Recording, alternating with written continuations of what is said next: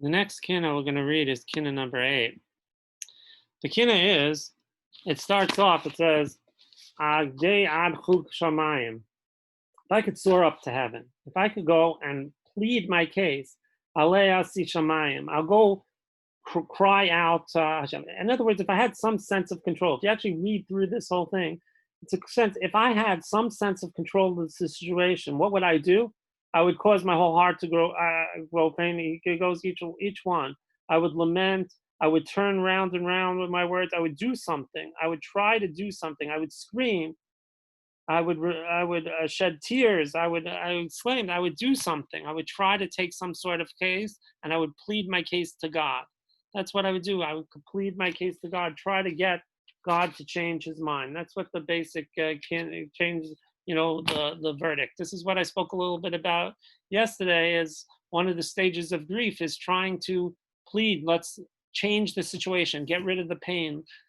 And so go back. If I could only go back 5 minutes in time, I give everything I own to go back just these few minutes, that to one day back, one time, even just to speak to somebody who passed away. And this is pleading the case. If you look during the Holocaust, so before the outbreak of World War II on September 1st, 1939, Jan Karski was a Polish reserve officer and a junior diplomat with a large ambition and a bright future. This is a non-Jewish person. On September 17th, 1939, Soviet forces invaded the country from the east, and Karski's life was sent careering in a new direction.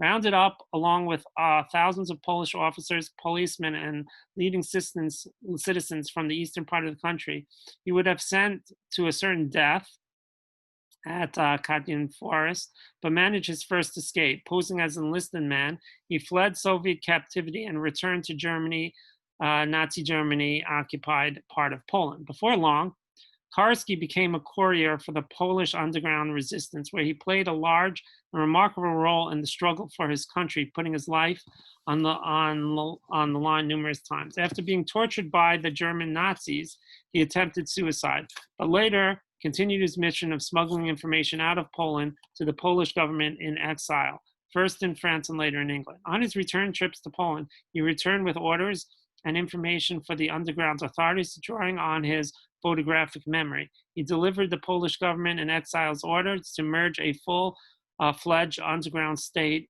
into the country's already strong military resistance. Now here comes the incredible part.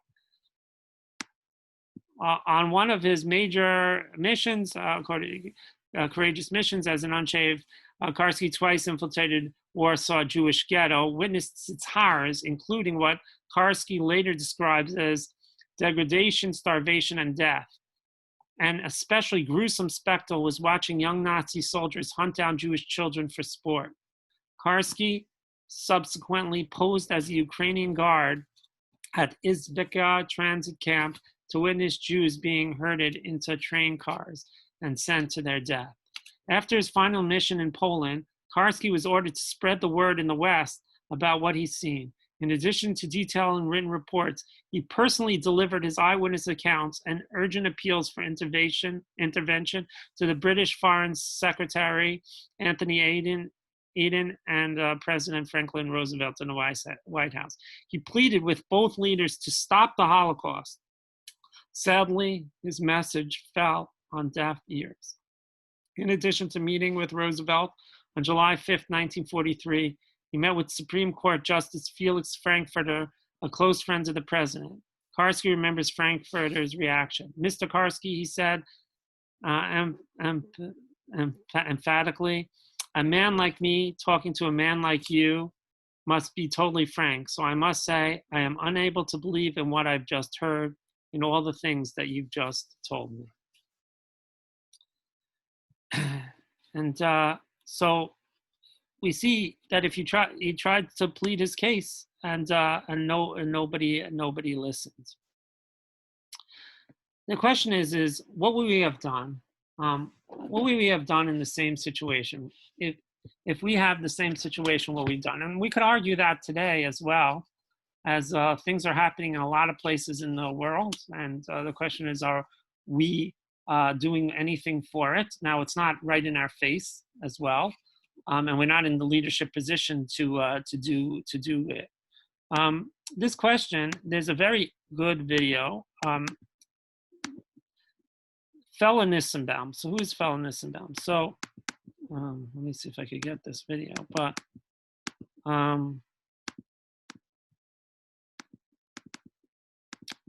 some reason it's not coming up. So let me tell you, we had a Menachem Dow. We had him come to the shul when I first came here. So this goes back about 18 years ago. He is a movie producer, and he made one of the movies he made is called Hide and Seek, Faith After the Holocaust. And his question is his parents were hidden by, were actually ones that were hidden away. And before I go into this video, his family was hidden by these people. And right after he left, they never spoke to these people again. They never reached out to them. And he wants to know why. Like, what happened? And he wants to know what, he's actually doing this for his kids. He made the movie because of his kids, that he feels his kids are becoming like radicals, religious radicals, and he's very afraid of radical in religion, or all religions. So that's why he made the movie. It's called Hiding and Seeking. It's a good movie. We played it in the movie, and he came and he spoke at the shul. But here's just a quick clip about what happened when they hid. And you know, he'll at the end he talks about this question.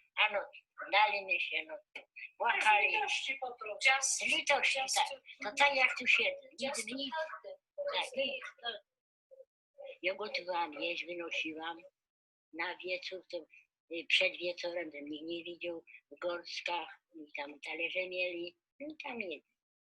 To do wiaderka się włożyło, gorsze wstawiło się z wiaderkiem, się szło. A no niby to, tamto i tak. Jak my mogli, tak my tego, bo przecież jakby byli wiedzieli dokładnie, to było. Nie my, nic z nami. To nam sąsiad mówił tak, przymota Żydów, bo my widzieli, jak wychodzili za wieczór. Tak my się zaparli wszyscy, to nie, to jak chce ten, tamten, ten nie ów. Czy myśleliście Państwo, że to tak długo będziecie ich ukrywać? Przypuszczaliście, że to tak długo? Nie, no pani, przecież my przypuszczali, bo byście wiedzieli, jak było, nie? Że bili, że tu, co tu znajte rzeczy we wródę. Tu zabijali, tam zabijali, chodzili, szukali, ładowali, przecież nie. Na drugiej stronie byłem, na litery. To tak było. I to wino tylko brakowało jednej Persyjki. Jakby byli łodyni, to by byli, złapali wszystko. No jak wywolali za dużo, nie znaleźli, tak już trzy ostatnie Persyjki. Nie wzięli i unikli. Rezygnowali. Tak. Podczas wizyty to byli my odważni, że my przetrzymali.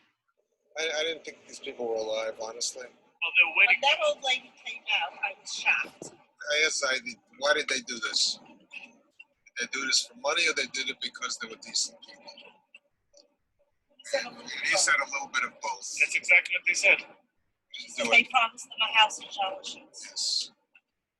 So they don't end up. He doesn't end up seeing him. And then we'll skip ahead a little bit. Could have gotten killed by them. Wat ik gezegd, wees het houten Jiden het nagagenen die bebatten. Is verwus haben sie gehalten Jeden, haben sie Nee, kein deze- Kosten leben. Ze hebben zich aangesteld met een leven. Verwus. Het niet taboe is. Ze hebben zich Sie haben aangesteld. gewollt Geld, sie haben gewollt, also auf Mus, gerade für Jeden. Ze hebben gerisikeerd. Dann hat der Schmunis auf was. Rachmoen is om gewollt te überleben.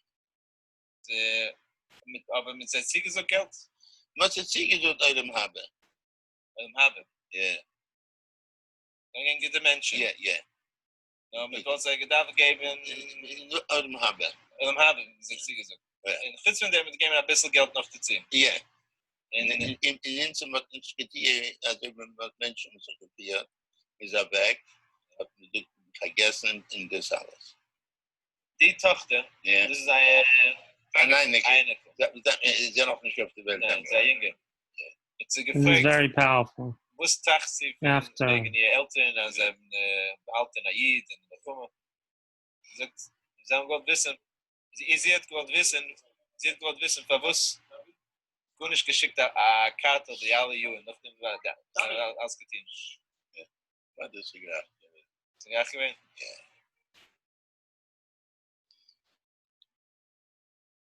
Als wir wenn verkehrt, als wird gedacht, auf Platz zu stehen.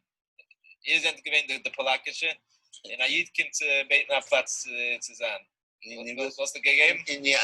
In Azam Melchume, we zijn aangesteld met een leven, en wat gehaagd met hem.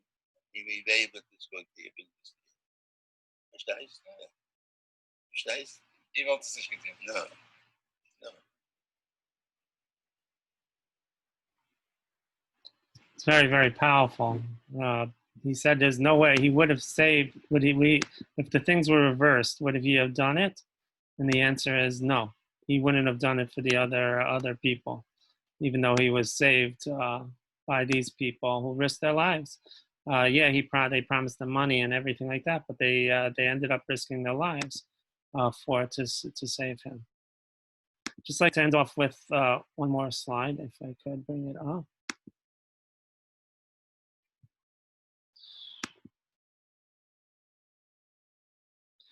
Just to bring this home for us.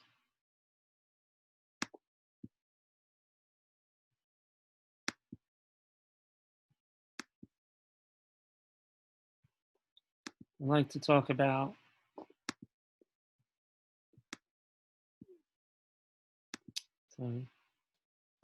Israel Jack Tarzik. He passed away COVID. That's Ari Tarzik's father. I think he's maybe on here. Yeah, Ari's on here. So he was born in a displaced persons camp in 1946 after World War II. He traveled to the United States with his parents a short time later, and then he began his education at public school. But he transferred to a yeshiva after he came home singing holiday carols. So here's somebody who I don't know what this. I'll have to see the sound. But anyway, so he came home singing holiday carols in public school. For there, his parents put him right into yeshiva. So he started at Chai in Berlin, and his parents returned to the religious life that they had lived before the world was turned upside down on the onset of the war and the Holocaust. For years, Jack Tarzik served as director of Hebrew Academy of Long Beach Camp Avnet, and he worked for decades in the camping industry. And this is what he tells the Five Towns Jewish thing, saying, he told us it never rained in Avnet. We believed him. He taught us to pay attention to the details, how to be professional. And I bear witness many times how difficult it was for him to say no to all those in need. He never, never did. You know, we have many people who were born and could have given up. You know, they could have given up on life and changed especially after the Holocaust. It's a big question. Where is God? Where is thing? We feel completely alone. But others came back and they didn't say they never said no. They tried to rebuild Jewish life again. And Jack Tarzik was one of those people who we lost to COVID this year. So we're going to read Deres Ad Chug Shamayim, and then we'll go to the next kinna.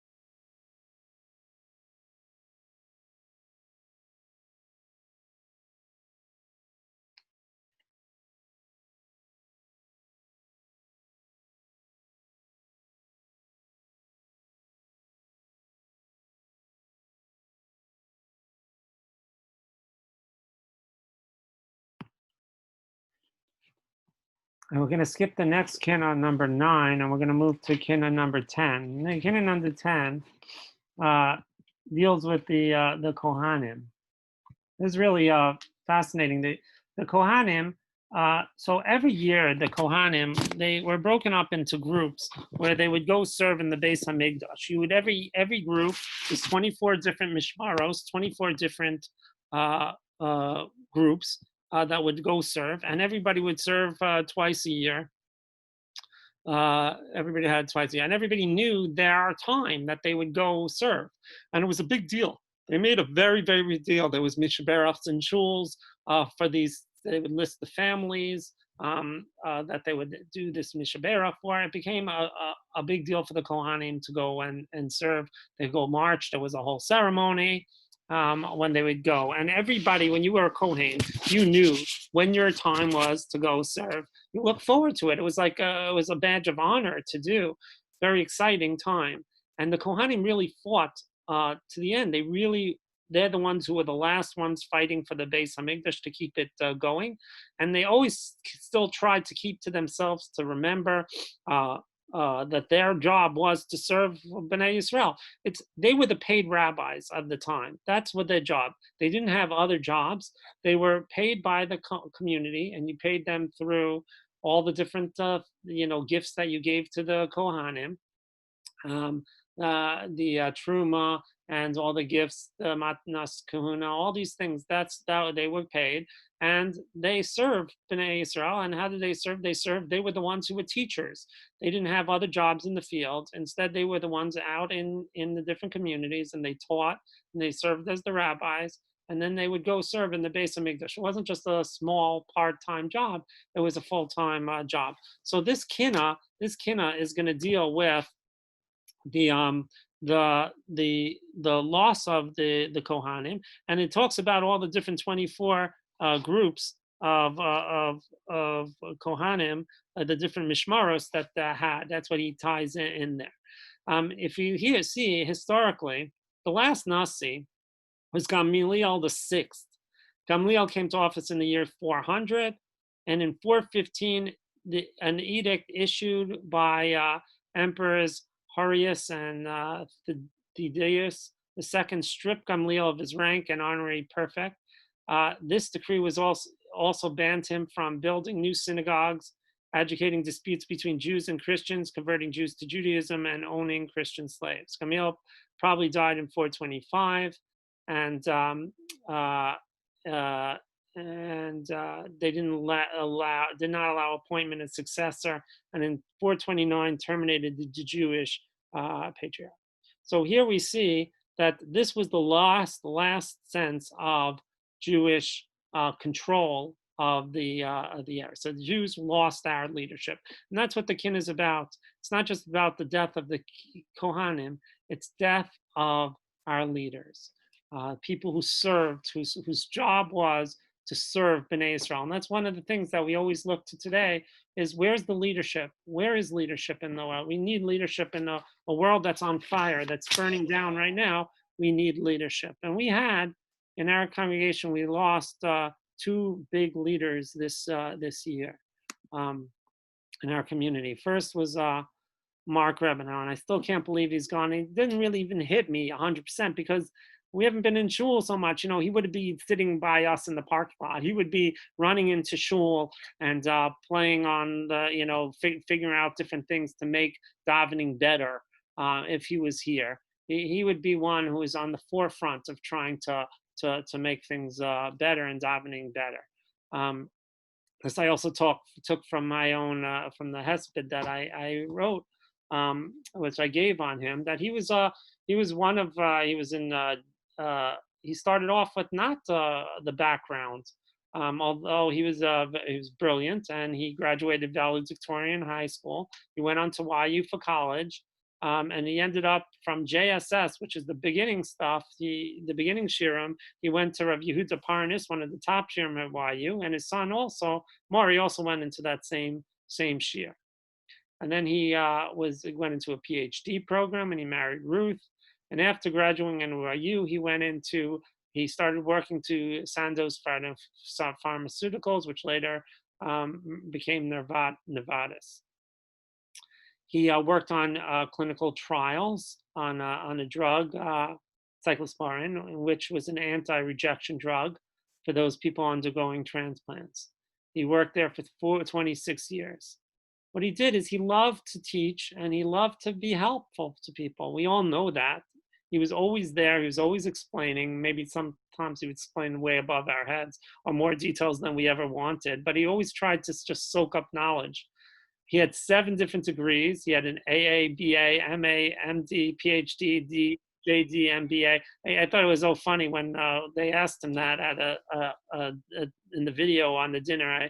I put it up on his memorial site where he goes through all his different, they said, what are your titles? And he just starts listing all these different titles. But he did this, he explained why he did this. He did this because he just loved to learn. And every time they offered in his job to get another degree, he was always the first one to jump on and take the education. And I'm sure he would have gotten smicha.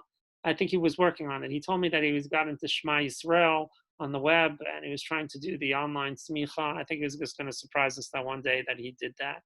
And the loss of our leader, Mark, he was a leader in our community, somebody who was a doer, a Kohen, who wasn't a Kohen himself, but he was like the Kohen, where he would do selflessly for the congregation. And another person we lost is Rabbi Shmuel Toker, another leader of the community. He formed the Chevra Kadisha in 1987, and he and Chani, she was on last night. I don't know if she's on now, but she was on last night, where he was somebody who really took control of a lot of the different things within this community. He was the Moel before I came. He was the Moel of the community. And he served as a chazan for ABJ&Z. He was their chazan. He really was just very active within the Jewish community. And when I first came here, there were a couple of people that they pointed out that says these are the people who run the community. It was Rabbi Sprung was the rabbi at the time, and Rabbi Sprung, and the next name was Rabbi Shmuel Tokeyer in ABJ&Z, of people that I had to really get to know because they really run everything. So I spoke to Rabbi Tokeyer right away, and we made a deal. Me and Rabbi Sprung and Rabbi Tokeyer, we made a deal about that the Chevra Kadisha should not be a West Orange Chevra Kadisha, shouldn't be just an ABJ&D Chevra Kadisha. Although somehow that got lost somewhere around the way, and I had to bring that up. But in the end of the day, that was the case. They were very, very into trying to do Chesed and trying to to bring about a strong West Orange. So those are our leaders who we lost. So we're going to read this Yud about the loss of the Kohanim, the loss of our leadership.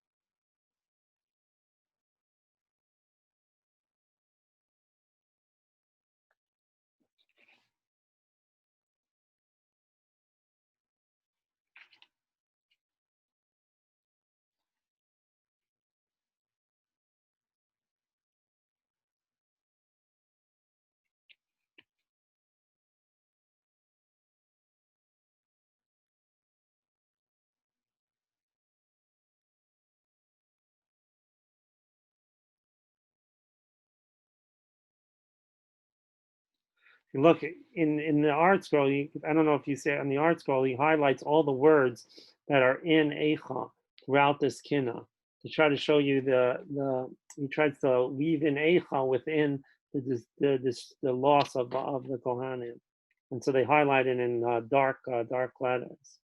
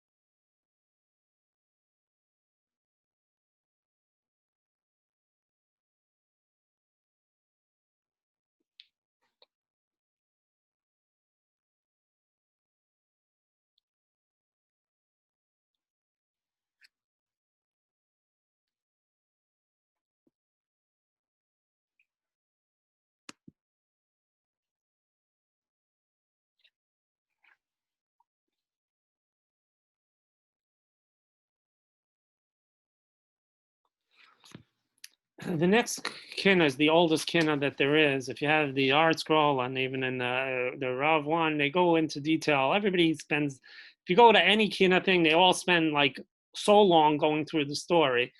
This is the way of really, they tell the whole story. I think people are mostly familiar with the story, which is basically that this is Yirmiyah is giving a hesped for Yoshiyahu. Yoshiyahu was after a whole long set of destruction, and this is what Rabbi Landy showed in his thing. I don't want to go through it all. I'll definitely send you the links of the whole story. But Yoshiyahu was a change. He brought back Judaism. He did a big Kiruv movement. In fact, it was so lost that they didn't even know how to do anything.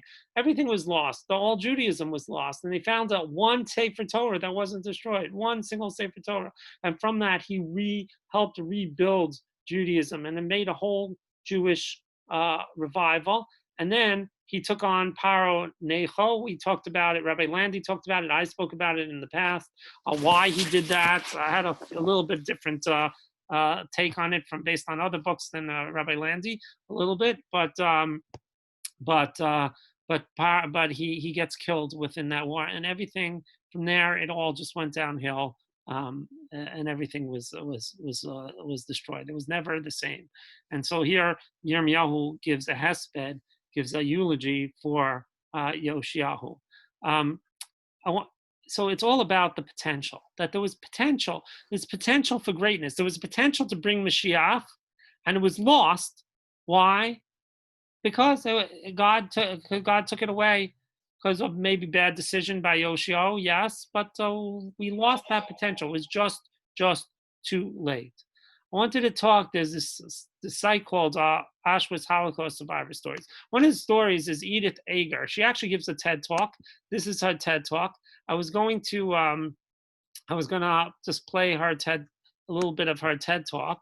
It's a little bit different than the story. It's very powerful. But then I figured, just if I had to show one video, I want to show Olivia Beaton Jackson. She's from the West. She lived here for a while. Well, I have her kids live here. I had the zichus of the merit to drive her around. She wrote a lot of books, a lot of kids' books, a lot of books on the Holocaust. She was a big Holocaust speaker. She's still alive. She's 89 years old now. So she went all over. She would go all over to schools and speak. And so I got an opportunity once to drive her around and spoke to her at length about her story. Edith Ager tells her story on a TED Talk. Here's what she writes. Livia is the same, very, very similar story to her, but I want you to hear it from her mouth. So let's just listen to 2 minutes of, I think it's 2.5 minutes of her getting to Auschwitz.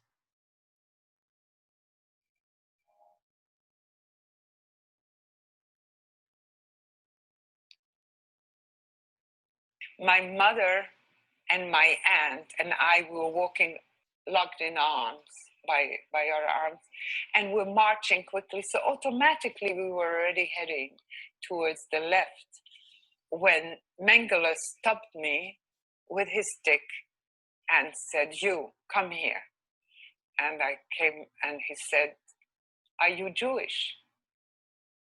And I was very tall for my age. I think that's why he noticed me. And also I had thick, long blonde braids. And that was the typical Aryan girl, the German ideal of the pure race. So that's why he asked me if I was Jewish. And I said, yes, of course I'm Jewish. And he said, and that your mother? Because my mother looked at him and she looks probably somewhat similar to me. I still think she's alive. And he said, come back. I said, yes, this is my mother. And says, come back. At that point, my aunt, who wanted to join them, wasn't allowed. She was sent to the left. And she started to cry and said, Laura, please don't leave me. So my mother said, officer, let me go with my sister. She needs me.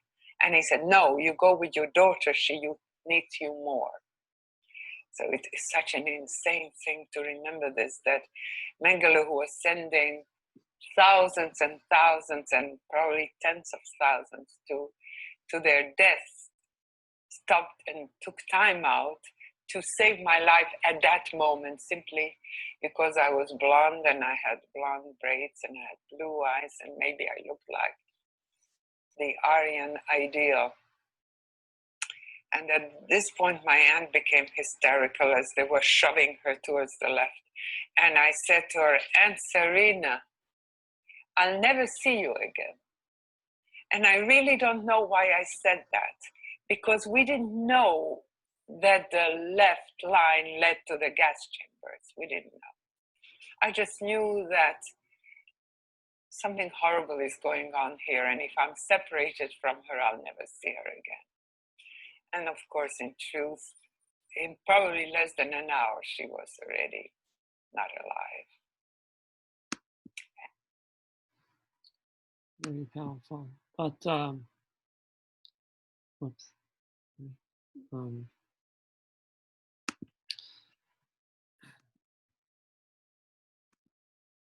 Wanted to talk about the loss of potential. And somebody just from our community also, who came here, David Gruber. David Gruber was lost to us this year. He was a Holocaust survivor, and his whole world was ripped out from under him. He spoke at Kushner on, they have Names Not Numbers program, and he told his story. I've spoken to him many times about his story. And he came here and he made a successful life. He made a successful business, and he remade Judaism. It was all torn away from him, and he created a family, and he was a very successful businessman. And I was thinking, you know, when I thought about David's story, and I thought about Bitan, and I thought about Edith Ager's story. Here, it's similar. We stood at the end of the line with my mom in the middle, and Magda, my sister, and I, and Mangala said, is this your mother, your sister? She doesn't really say this in the same thing, but, and I did not forgive myself saying, that's my mother. So Mangala points to my mother and says, you go this way, and my sister and I the other. And I followed my mom, the very person who annihilates my family grabbed me, and there was eye contact, and tells me, you're going to see your mother very soon. She's just going to take a shower. And you see that, you know, all these people were lost. All these people were lost in the Holocaust, and the people who survived created these worlds. They changed the world. Each person, David Gruber, changed the world. All the different people who made it out, changed the world. And you think of those 6 million people, what the world would look like if those 6 million people, each one of them could have changed the world in so many different ways. And each one is a tremendous loss. So we're going to read this Kinna, number 11, Vayikoning Yirmiyahu Yishahu, and think about the potential that was lost. We could have had Mashiach, but we lost it. And the potential that we have within ourselves to make changes in the world. Eichon.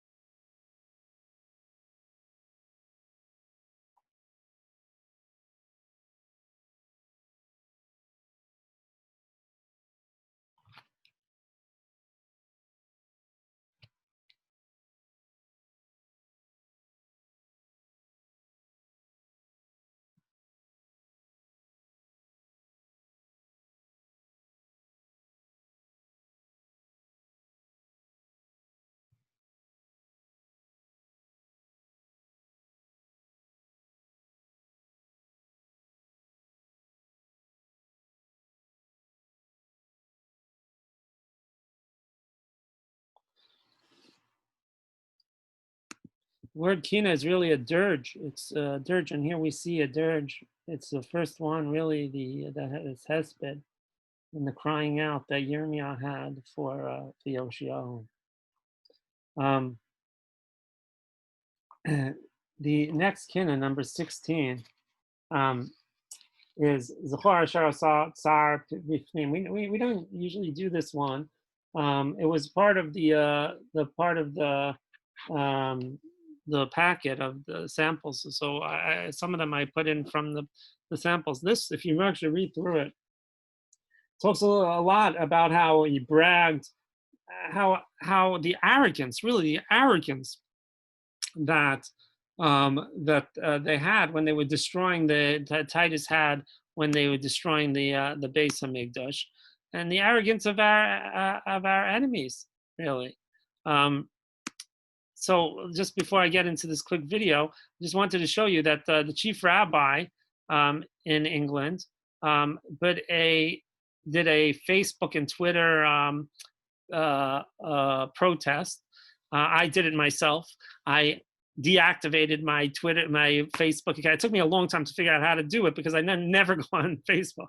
I don't really use Facebook, and I actually have a Facebook account. When people say they put something on Facebook, I should see it, so I go on to Facebook to see it. But I don't usually use Facebook generally. So, but I deactivated my Facebook, and then they say, "Why are you deactivating your Facebook?" And I wrote as protest against this Wiley thing. This guy Wiley, he's a rapper in England, and he has over 500,000 people following him. And he said the most vile anti-Semitic things, and nothing happened. They didn't do anything about it. So they made a protest against it.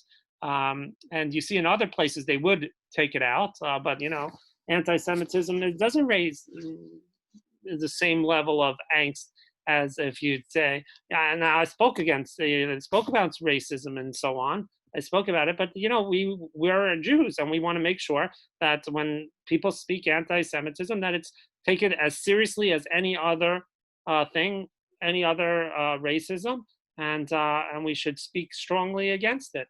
And that's what the chief rabbi did. So I also felt that was a good idea to join this particular protest. There's a very good video here I'll show you for one sad 2-minute video on the Jews always to blame. There was a reason to blame the Jews.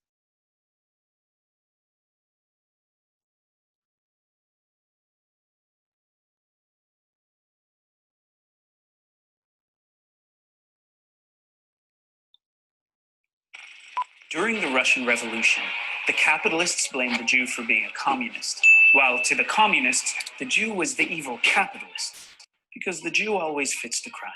To European anti-Semites, and particularly the Nazis, the Jew was a racially inferior intruder who had no right to live in Europe, or no right to live at all. That was then. And today in America, to the white supremacists, the Jew is non-white. Jews will not replace us! But to the far left, the Jew is a white supremacist who controls global events. Historically, the far right didn't want to see Jews at country clubs, fraternities, Ivy League colleges, or even in their neighborhoods. And today, the far left doesn't want to see Zionist Jews in social justice movements. For both the far right and the far left, the Jew controls the media, the banks. Who's the master of the bankers? The government. Run the government. And Hollywood. Hollywood is like a Jewish wedding. It's like a bar mitzvah. They both claim that the Jew instigates wars and revolutions. And these are the only things they agree on. When it comes down to me. Me. The Jew. But wait. There's more. To the radical Islamist, I'm an inhuman infidel. And to the Christian extremist, I'm the Christ killer. I could almost fall in love with you if you hadn't killed the Christ. The white nationalists say that I'm a foreigner and they want me to go back to Israel. But the anti-Zionists say that I'm a foreigner in Israel and should go back somewhere else. Go home, Poland, to Germany, and America, and everywhere else. How can I be all of these at once? Because the Jew always fits the crime. But the truth is, I'm none of these things. I'm just I'm just Jewish. Jewish. I'm just Jewish. And these lies about me are nothing but classic, hateful anti-Semitism.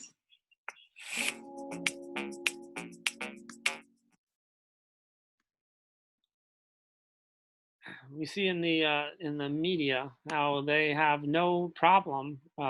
People are very emboldened to speak out against us, and the punishment is sometimes they'll lose their job and so on. But it's not a great punishment. So we'll read number 16 about the arrogance of Titus when he destroyed the Beis Hamikdash. Zechor asher asa tsar bifnim.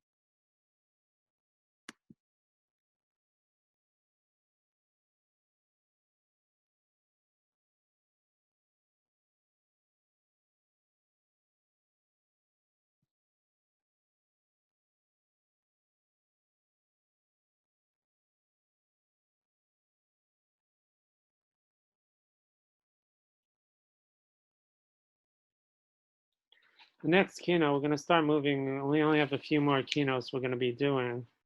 Is the keynote number 21. Keynote 21 talks about, it's one that's familiar to us. We read it in the Yom Narayim. It talks about the 10 martyrs who are all killed. And it's really the loss of our people. They didn't really, the story never really happened in the way it's put in the Kino or it's put in Yom Kippur, where they were all, the story that it had, and they were all killed. They lived in different time frames, but it's really the great loss that we had of not only of our leadership but of our people. Each one of these people represents a generation, represents people that were lost to us. So I figured this was a nice keynote to talk about some of the other losses that we had within West Orange. I came across this very powerful poem. I once came across this and I wanted to start off sharing. It's such a powerful poem to read. It says, "You never said I'm leaving. You never said goodbye. You were gone before I knew it, and only God knew why. A million times I needed you. A million times I cried. If love alone could have saved you, you never would have died. In life, I loved you dearly. In death, I love you still. In my heart, you hold a place that no one could ever fill. It broke my heart to lose you, but you did not go alone. For part of me went with you the day God took you home." So I wanted to talk about some of the people that we lost, some of our suffering that we faced this year in West Orange. And I just went a little bit I just went in alphabetical order, I think. So this year we lost Sina Al-Tabi, who's Mark's mother. Sina was born in 1934. And this I took from when I did her hesped, from Gussie and Mara Singer, and she grew up and she learned some amazing midos, character traits from her mother that defined who she was. She was very close to people around her, and she wasn't shy at telling people what they meant to her. She always looked to bring peace and love to the people around her, and she always wanted to host other people. And this is somebody that we lost this year. So here we lost Linda Filer. Linda is Eric Filer's mother. She was married for 41 years. She was warm and she was quick to laugh. And she always was worried about other people, never embarrassing or hurting anybody. She always tried to find ways of making people feel comfortable and stop their pain. And she suffered a lot. She suffered a lot at the end of her life. And she passed away this year. And here we look at Bertha's mother, Sarah Lolchuk. This is pictures of her when she was young. She's really amazing, an amazing story of how she came from Cuba, Havana, Cuba. And I spoke in the Hesped about why Jews were in Havana, Cuba, based on the garment trade, the history of the garment trade, and how that brought Jews to Cuba. And she was a very resilient individual. She actually got hit by a car when she was young, and she had to relearn how to walk. She had to relearn everything. And then they were very successful in Cuba. And then Castro came and took everything away, like many Jews who suffered during that Castro campaign. But she was very resilient, and her family was very resilient, and they all came here. They came with the help of the Hebrew Immigrant Aid Society, and they rebuilt a Jewish life here in America. It's really somebody to look up to, the struggles that the Jews faced within this very hard gullus, and we're still able to come around and rebuild Jewish life. Joseph Rosen, the father of Shani Oken, was lost to us. He used to come to shul a lot. He would come and visit. He was a very, very sweet man. It's a very interesting story that he got drafted in the Korean War, and he could have gone to two ways. He could have gone to the New York outfit, and there was a lot of Jews in the New York outfit. He would have been more comfortable, but he actually ended up going with the New England group. And if he would have went in the New York group, he probably wouldn't have come back, because that group was almost completely devastated, because they got sent off to war and almost were all killed. But the New England group actually went to Nova Scotia, so he didn't really see any fighting. But he did face tremendous amount of anti-Semitism. But he never wanted to miss a minyan, no matter what. He would not miss a minyan for Rosh Hashanah and Yom Kippur, for when he could, for Rosh Hashanah and Yom Kippur. So he actually took 3 planes just to get to a minyan for Rosh Hashanah and Yom Kippur. And then davening became so important to him, he never wanted to miss a minyan. So he became a founding member of the Young Israel of Staten Island. And he was very into to learning and to become a better Jew. Avi told me about him that he was a big Giant fan, and he would sit through the games reading the Parsha. He would every time there was a commercial, he'd sit and go through the Parsha and the Mefarshim. He never took for granted what it meant to be a Jew. We lost Stan Schwartz. I don't have a picture of Stan. I couldn't get a picture of him, but Stan was he also came around a lot to shul. Freddie Schwartz comes. He's a doctor in Israel. He comes to us, and his father. And he was very into the arts. He was very talented in arts and very into arts, and a very passionate person when it comes to Shakespeare. And it came to really appreciating God's gifts of life and meeting and being touched by life.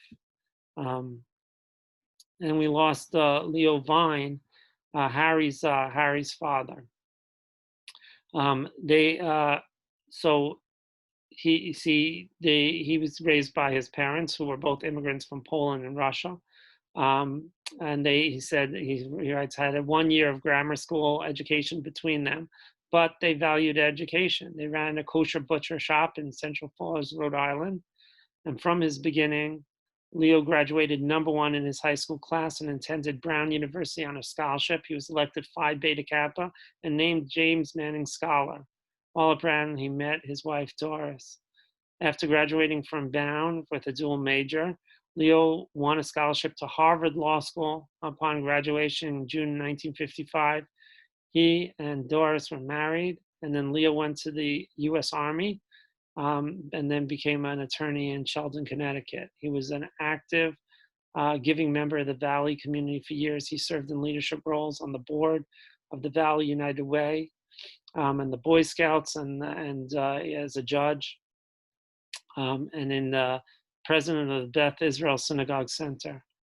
He was a Paul Harris Fellow, former president of the Boys Club too. And he ran a large alarm firm for 45 years, and he passed away this year as well. And finally, I want to talk about Natalie Weiss, who was the mother of Marcia Feldman. She was a very kind, giving person. She was 96 when she passed away, but she was a model of chesed, caring, and forgiveness. She lived here in the Woodlands. A very, very sweet woman, very active in Hadassah, and she was very active in many charity work. And we see that she had 4 children, 9 children, and 16 great-grandchildren. All these people created these lives. You see the worlds that they created and all the worlds that were lost by all this hatred and anti-Semitism and the Holocaust and all these different, this exile, all the people that were lost, all could have been worlds onto themselves. So we're going to just read the number 21, Arze Alvanon, and we have just a few more keynotes that we'll do.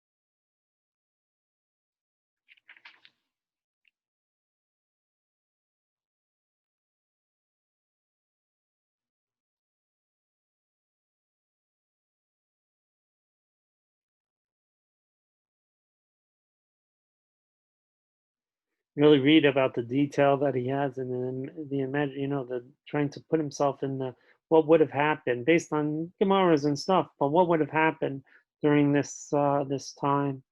It's very powerful. The words are very powerful. You read it in English, really explaining the devastation and the destruction of each of these leaders, and what was really lost to us was tremendous potential. Okay, we read the next kina. So if you look at the kina at the beginning, it says Hakarishu mimeni, right? Don't be silent. So I could speak out against what all this terrible things that that happen to us, all the terrible things. It says here, I shall cry like a woman in birth travail. I shall pang and gasp. That's what we're going to read later on, the last kina. And then he says how the babies were led to slaughter. And My maidens and my youths he uprooted with devastation. On every corner the corpses lay like refuse. My infants and babies were treated like sheep to the slaughter. About this I shall wail, my tears on my cheek. And in the Holocaust, it's very interesting. There was this woman, so she delivered over 3,000 babies. This woman, here's the story, history's story. And so she writes that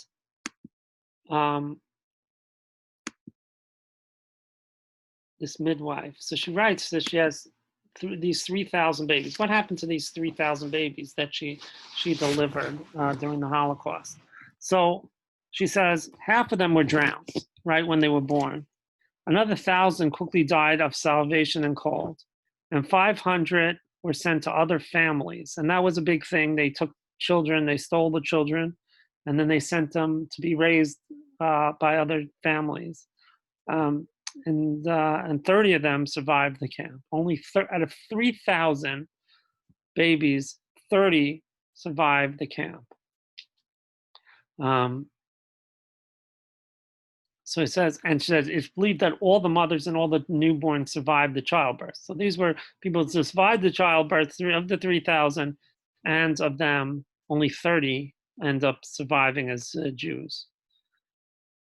I saw this story. The partition's Abba Kover used to tell the story of a Jewish woman survivor he met in Vilna when he arrived at the site of the destroyed ghetto with the Soviet liberating soldiers. For almost a year, the woman and her young daughter had hidden in a small nook and had come out of their hiding place for the first time after the liberation. Her mother broke down in tears, relating their experience for the first time.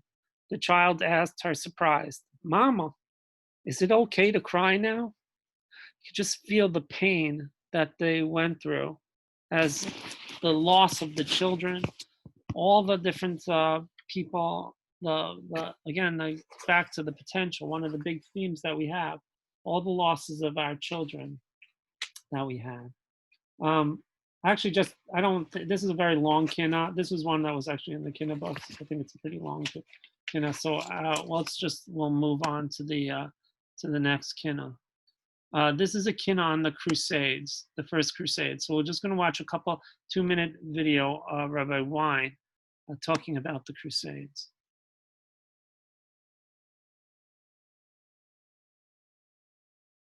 All the different keynotes, you're welcome afterwards to, you could go through more in depth with, Rabbi J.J. Schachter. He does a lot on those. Really spends all day till like. JewishHistory.org presents Beryl Wein's 5,000 Years of Jewish History. One video clip at a time. Clip number 31, The Crusades. At the end of the 11th century in France and Germany, throughout Europe, there were a lot of unemployed knights, so to speak. Now, the term knight meant that he was a mercenary soldier. He was built to kill. And if there were no wars, if nobody hired him, then he was unemployed and he had no other skills. The romantic idea of knights built up in the Western world by King Arthur's Round Table and other such fairy tales is completely devoid of any relationship to reality. These knights were illiterate, evil, brutal people. The Pope, who had then temporal power as well as spiritual power, was worried by all of these people running around Europe with swords. And therefore, the church supported a crusade, which meant picking up all of these itinerant knights, organizing them in an army, and marching them to the land of Israel, to Palestine then, in order to wrest it from the hands of the Muslims and restore it to Christian sovereignty. In 1096, the first crusade set out, led by Godfrey of Bouillon. On the way, the Crusaders said, why do we have to go all the way to the Middle East to kill infidels? We got infidels living right next to us, the Jews. And therefore, in the spring and summer of 1096, terrible pogroms occurred regarding the Jews who lived in France and in the German Rhineland. The cities of Spires and Worms and Mainz were decimated, and the Crusaders hacked their way throughout Europe, killing Jews, so that the Crusades became one of the major tragedies in Jewish history. The Crusaders finally reached the land of Israel. They conquered Jerusalem.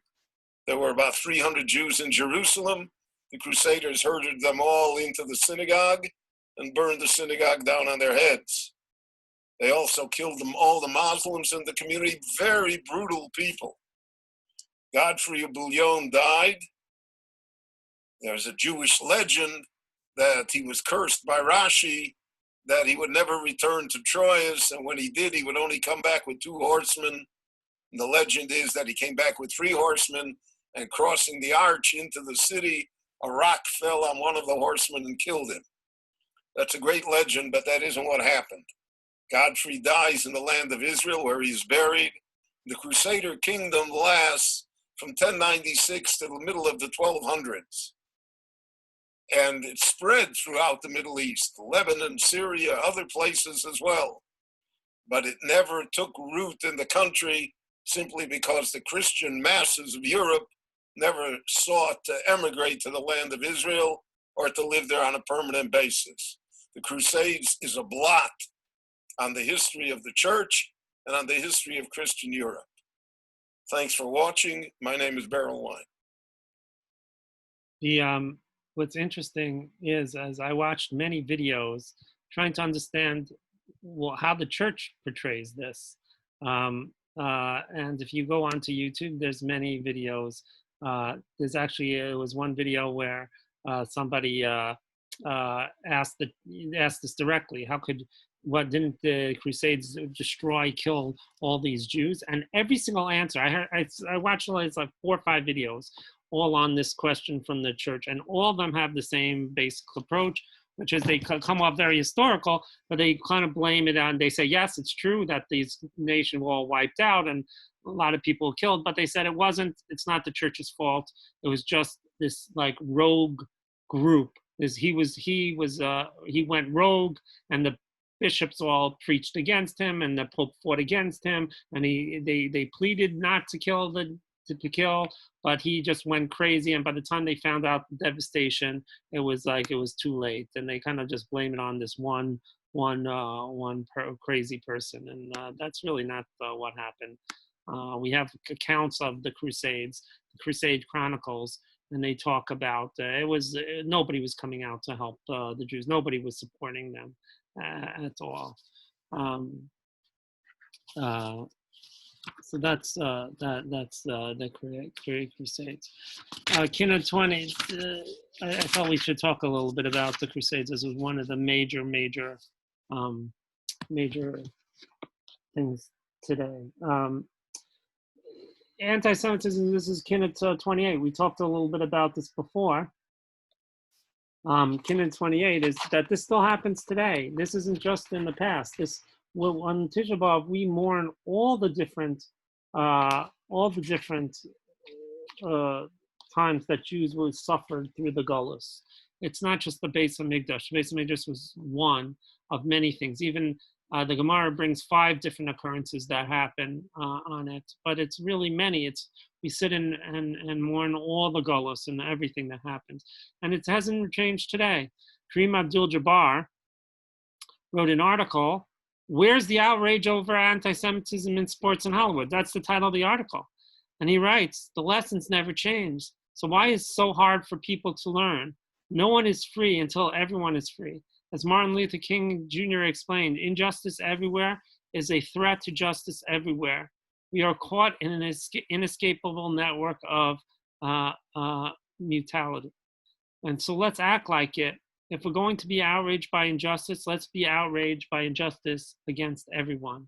Mitch Albom has a very powerful piece. He has a powerful piece. He talks about anti-Semitic posts. And he says, anti-Semitic posts and tepid reactions should enrage us. That that he says it's true that Jackson, this football player, he got a slap on the wrist. Most times now, when people are saying these things, even small things, they're getting what's called canceled. They're getting fired. So somebody said all lives matter. There was a number of people have gotten fired by saying all lives matter instead of just Black Lives Matter. And I spoke about that too. I'm very passionate about the what's happening. I think that there is injustice, and we have to deal with the injustice. But the fact is that when somebody says the anti-Semitic remarks, it's not getting the same reaction. It's not. And he calls it out here, and he says, but the truth is, Jackson. So he got a slap on the wrist when he said this. Really, he quoted. He thought was Hitler. It wasn't Hitler, but he thought it was Hitler. And so he quotes Hitler what he thought is Hitler, and he got done to nothing. No real punishment. Where the one of the announcers for one of the teams, who was announcer for like 30 years or something like that, got fired by just saying all lives matter, just by that, and he got fired. So he says anti-Semitism doesn't cause the same fury as other prejudice. There's really as loud or sustained an outcry when a synagogue is attacked, or a Jewish person is killed for his faith, or the entire Jewish population is slandered. This was reflected in the tepid reaction to Deshaun Jackson and a Jenkins statement that Jewish people aren't our problem. Let's not lose focus on what the problem truly is. That's what they said. This is not our problem. Let's look at what the real problem is. No, Malcolm, this is what the problem truly is. It's intolerance, stereotyping, repeating others' hate-filled rhetoric. It's all wrapped up together.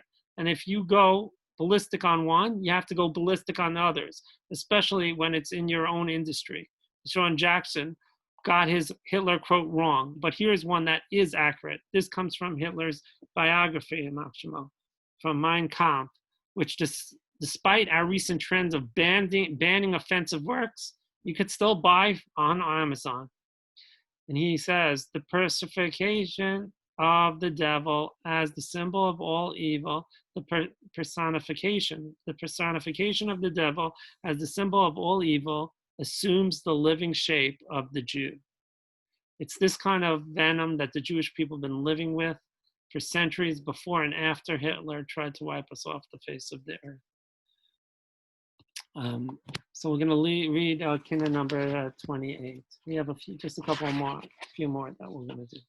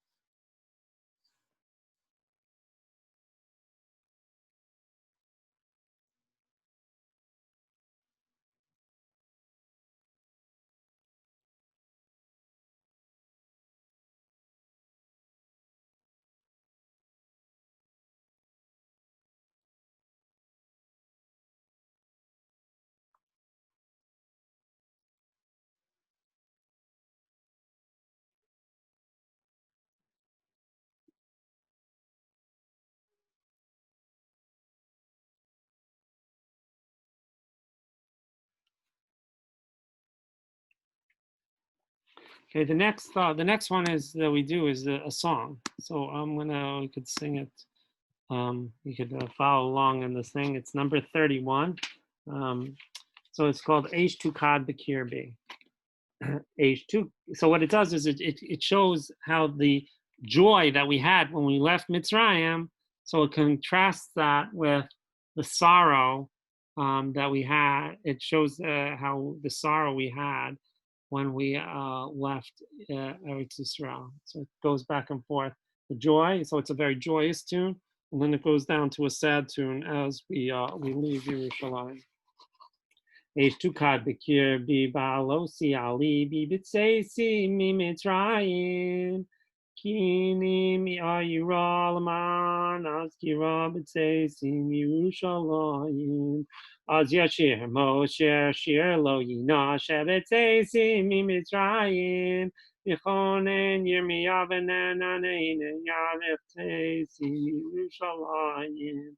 Besis konan v'shachan ha'anan b'tzeisi mimitzrayim v'chamas el shechna lai anana b'tzeisi Yerushalayim Galeyam ramo v'choma kamo b'tzeisi mimitzrayim zodunim shatufu Yal roshi tzafui b'tzeisi Yerushalayim Dagan shamayim mitzor yazuvu mayim b'tzeisim mitzrayim lano meromim umayim amorim b'tzeisim Yerushalayim Hashkem ba'arev sevivot hachorev b'tzeisim mitzrayim korei elavel al naros bavel b'tzeisim Yerushalayim Marek vod Adonai keshocheles lefanai b'tzeisim mitzrayim Becherev l'tusha v'tevach l'tusha b'tzeisim Yerushalayim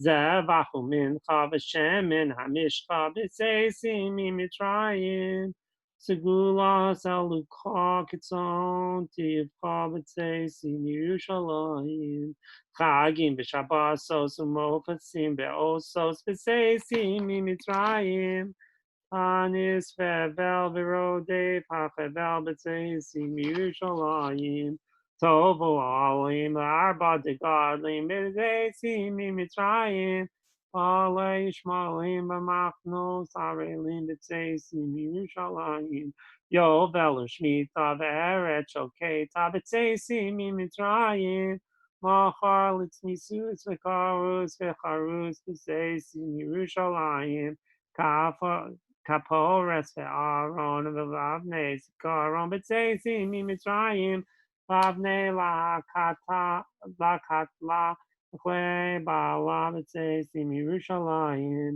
Levim ve'alvani Aharonim v'shivim zikenim b'tzeisim mitzrayim Nogsim umonim umochrim v'konim b'tzeisim Yerushalayim Moshe Yireu v'Aaron Yinchenu b'tzeisim mitzrayim Nebuchadnezzar v'ad Yinoske Sar b'tzeisim Yerushalayim Naroch Nachama v'Adonai Shama b'tzeisim mitzrayim Rakach mimenu v'neinenu b'tzeisim Yerushalayim Tisrei paroch as v'sidrei ma'arech as b'tzeisim mitzrayim Chemon nitei v'alai sochach b'tzeisim Yerushalayim Ola zvachim v'ishay nechonim b'tzeisim mitzrayim V'cherev medukarim b'nei Tzion ha'yikarim b'tzeisim Yerushalayim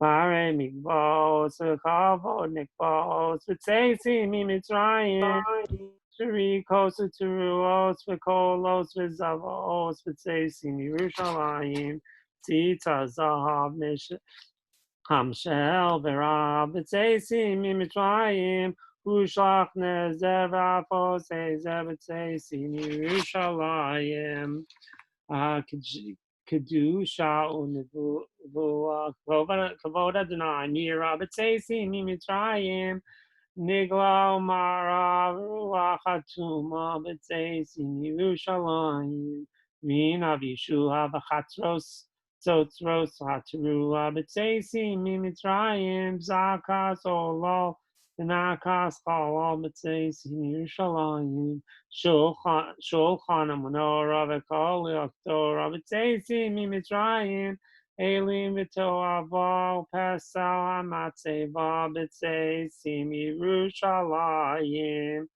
Torah to the Uklechem da Betseisi Mimitrayim Sasom Besimcha Benos Yagon Be'anacha Beshuvi Yerushalayim.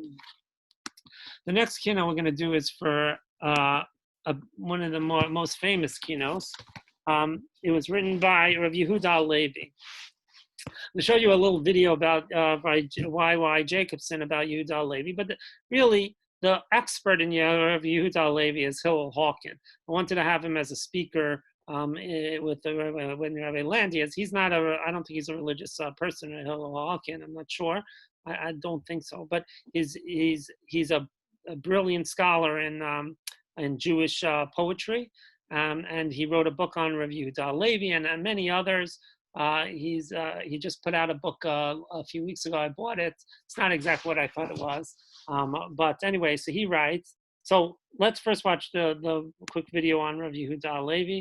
I read this book. I have this book. I just read it a little bit again. But it's a very good book. I highly recommend it.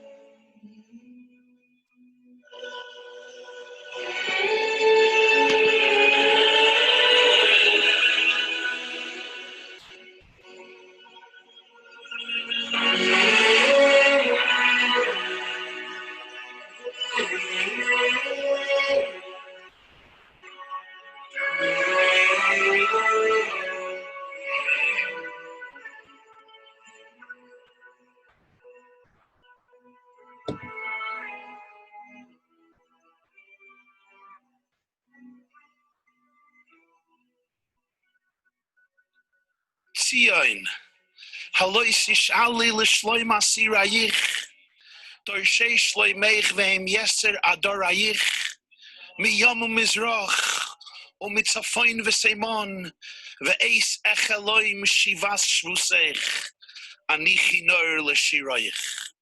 Zion, will you not ask after the welfare of your prisoners, who seek your peace and are the remnant of your flock, from west and east, from north and south? And when I dream of the return of your captives, I am a harp for your melodies. This is the opening of perhaps the most famous poem of Rabbi Yehuda Halevi, or as he was known at the time in his Arabic name, Abu al-Hassan al-Lavi, the poet laureate of the Jewish people. The Jew who coined that phrase, I am in the West, but my heart is in the East. Today we tell the story of Rabbi Yehuda Halevi. Now for the next few hundred years, there's going to be an ongoing battle between the Christians and the Muslims until the mid-1400s, when Ferdinand and Isabella would marry each other, and together they would ultimately defeat all of the parts of Spain that were under Islam. And as I said, in 1492, the last Muslim city would fall to the Christians, and the entire country of Spain would become Christian. Now, the moment the Christians arrived, the fate of the Jewish people changed. But not many people know that for hundreds of years, there was another Jewish state. Nay, not a Jewish state, a Jewish empire in the area today known as Russia, between the Black Sea and the Caspian Sea. A huge territory. There was a major, powerful Jewish empire known as Mamleches HaKuzarim, the empire of the Khazars, or the Khazars, or the Kuzarim. These were tribes, very powerful tribes, who at some point converted to Judaism. So you'll have kings there with the names Menashe, Yosef, Evadia. At the height and the pinnacle of their power, they rule over much of what we call today the south of Russia, major parts of Ukraine, Georgia, Uzbekistan, Kazakhstan, parts of the Crimea, Caucasus Mountains. And this is a huge and massive and powerful empire of Jews that continues from the 7th century throughout the 12th century. In 740, the king converts. After a few hundred years, the empire of the Khazars was completely destroyed by the Tartars, by the Vikings. Genghis Khan finished it off. Rabbi Yehuda Halevi writes a fictional novel about the conversations that the king of the Khazarim had with various thinkers and philosophers until he decides to become a Jew, to convert to Judaism. It says Rabbi Yehuda Halevi arrives to the Holy Land, and I received a tradition from an old man that Yehuda Halevi comes to the gates of Jerusalem. He rents his garments and he bends down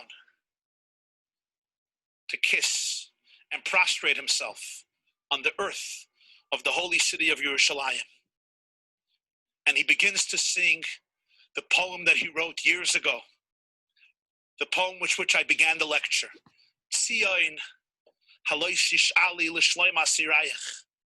Zion, will you not seek the welfare of your prisoners? It's a poem that every Jewish community recites on Tisha Bav. And Yehuda Halevi is singing his own poem. And an Arab horseman who's riding on his horse is filled with venom and hatred to this Jew who is in absolute love and ecstasy as he ultimately made it to his destination, kissing the earth of Yerushalayim, and he tramples him with his horse, and Yehuda Halevi dies right there, kissing the earth of Yerushalayim, singing Tzion Halois L'Shleim Asirayich. Now, I have to tell you, many scholars and historians laughed off this legend. Sometimes history is not kind to legends, and sometimes history is very kind to a legend, and this is what happened to this legend. And here we come to another chapter of Jewish history. You know what I love about Jewish history is thousands of years somehow become intertwined and interconnected as they're all happening within a few weeks. Forward the tape recorder of history to 1896. A treasure is discovered in Cairo in Egypt. I would dare to say, wherever you look and find a Jewish heartbeat, if you listen closely, you can sense in that heartbeat the heartbeat of Yehuda Halevi, his love, his dreams, and his dedication to see the good of your chosen ones and to celebrate in your joy when you return to your early youth, speedily in our days. Amen.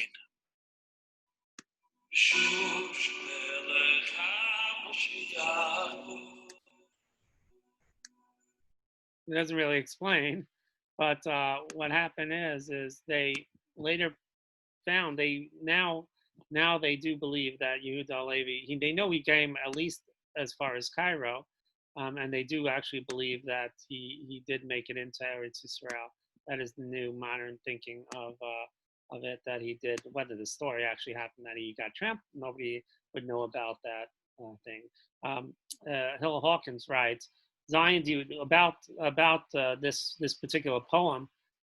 So he writes, Zion, do you wonder, is another of Yehuda Halevi's best known poems, one familiar to many Jews from the book of Lamentations for Tisha Bav, the day of mourning for the destruction of the temple. Yet, despite its inclusion there by Jewish tradition, it was not originally written for a liturgical use and would have been considered a secular rather than a sacred poem by Halevi's contemporaries. Indeed, the poem that Zion, do you wonder, most has to be read in conjunction with Why, my darling, have you barred all news? Like it, and unlike anything else Halevi wrote, the 34 distichs of Zion, do you wonder, have the haunting mono rhyme of Eicha.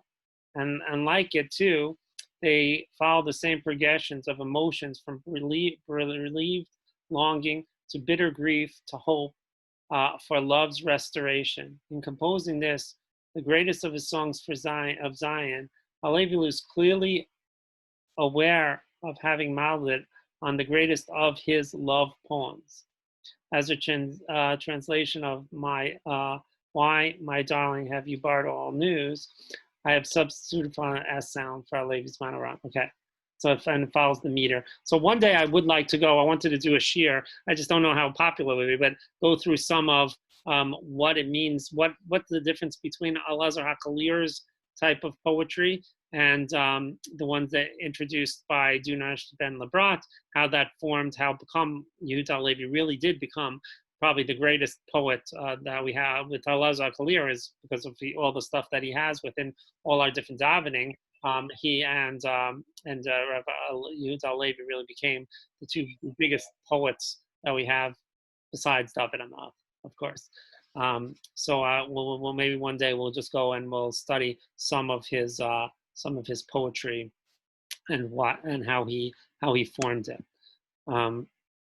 So we'll read the. So while we're on Yerushalayim, I wanted to take a topic that comes up that they say that in the media and everybody, when they talk about Israel, they talk about Palestine. They keep saying Palestine. So where does Palestine come from? Why wasn't it called Yehuda? Where did the word Palestine actually come from? And Jews did not ever. The Jews don't call it Palestine. I mean, there were Jews who called it Palestine, but for most part, we called it Yehuda in the Torah, and you don't see it's called Palestine. So we know about there were Palestinians, but here, you want to look historically, it says, well, it's true that there is no evidence. This is taken from Louis Feldman's Jew and Gentile in the Ancient World. So while it's true that there's no evidence as to precisely change the name Judea to Palestine, and precisely when this was done, circumstantial evidence would seem to point to Hadrian himself, since he is, it would seem, responsible for a number of decrees that sought to crush the national and religious spirit of the Jews, whether these decrees were responsible for the uprising or the result of it. In the first place, he refounded Jerusalem as a Greco-Roman city under the name of Ali Capitoliana, and he erected the site of the temple, another temple of Zeus. And here we have, it was, what is that? If you look it up, it was a Roman colony built onto Hadrian on the site of the Jewish Jerusalem, which had been almost totally razed after the siege of 70 CE. This one was apparent reason for the Bar Kokhba rebellion in 132 to 136. It remained the official name of the pagan Jerusalem until the rise of Christianity under Emperor Constantine I, who brought back the name Yerushalayim, right, in 324. These are a little picture of, those are the coins that they found from this. So there's the Jews were always, it was always to Jews, it was always Israel, it was always Yerushalayim. In our hearts, definitely it was always. And now that they say that it was Palestine and this is all new thing, it's not a new thing. It's not a new thing. So we're going to read the Sion Hala Tishali, Kina 31. Kina, what number is it? Sorry, 36. Kina 36.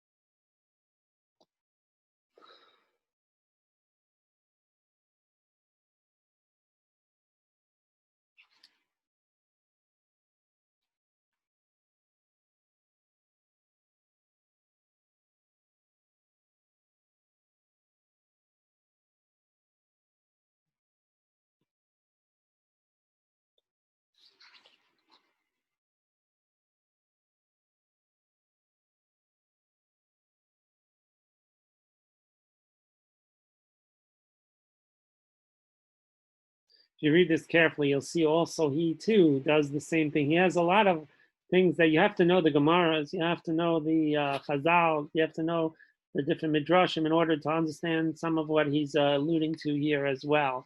It's, it shows that they were very brilliant scholars. They really knew the Talmud, they really knew their Midrashim, and they expected people to know at least some of the famous ones, and here even some of the not famous ones.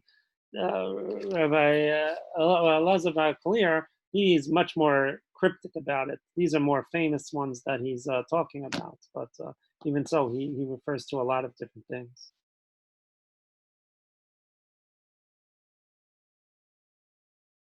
He has straight Gemaras, whole discussions in the Gemaras on some of the things that he talks about and within his poem.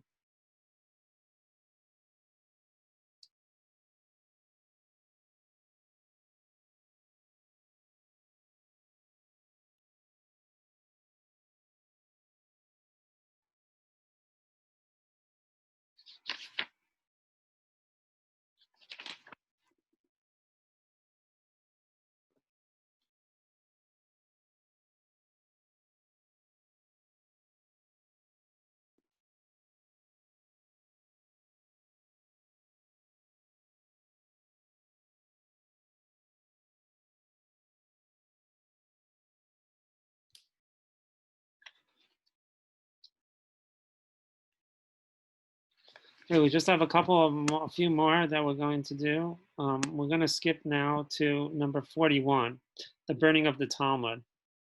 Burning of the Talmud was it was much more than just the burning of the Talmud. And now there was two burnings. There's two major burnings of the Talmud, and I'm going to show you a little short video on both of them.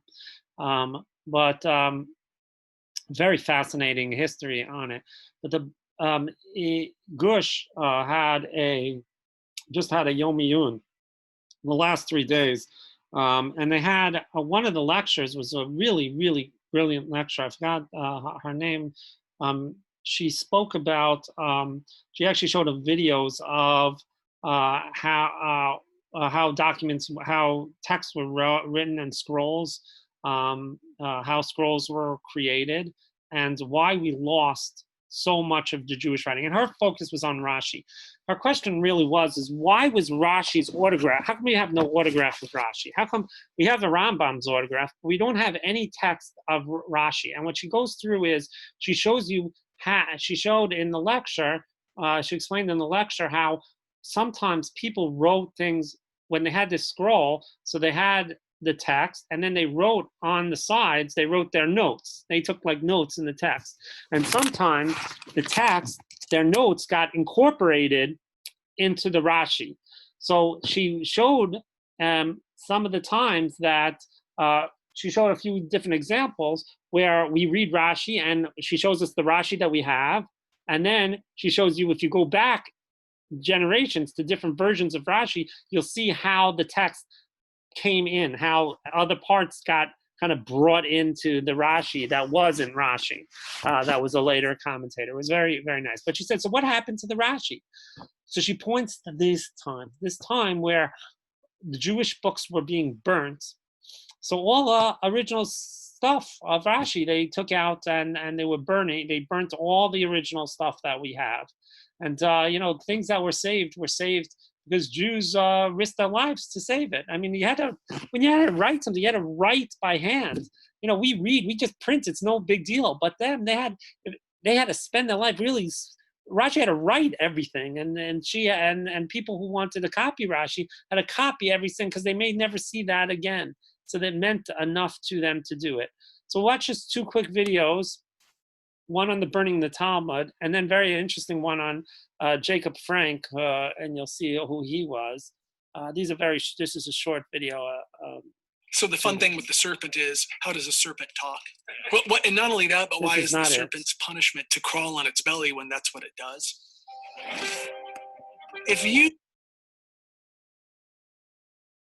Oh, this is 8 minutes. Oh, okay.